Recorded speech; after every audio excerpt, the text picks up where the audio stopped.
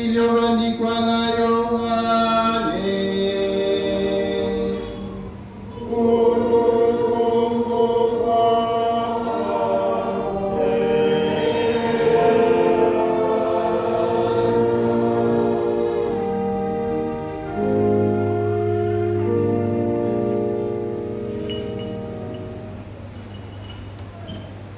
Siku ya pili, Yohane Mbatizaji amuona Yesu anakuja kwake, akasema, tazama mwana kondoo wa Mungu aichukuaye dhambi ya ulimwengu.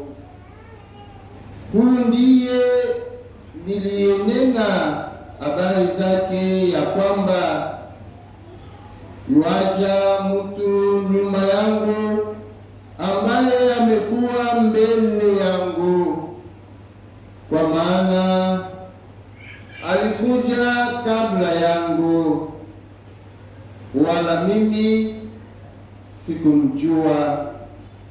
Lakini kusudi adhihirishwe kwa Israeli, ndiyo maana mimi nalikuja nikibatiza kwa maji.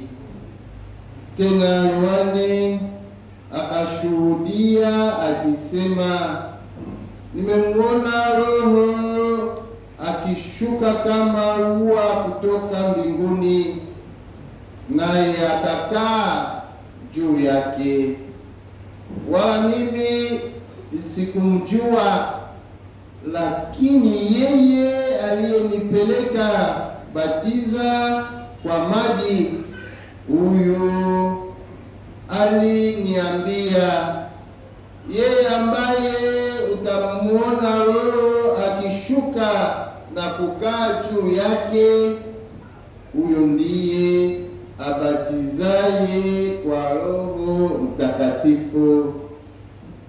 Nami nimeona tena nimeshuhudia ya kuwa huyu ni mwana wa Mungu.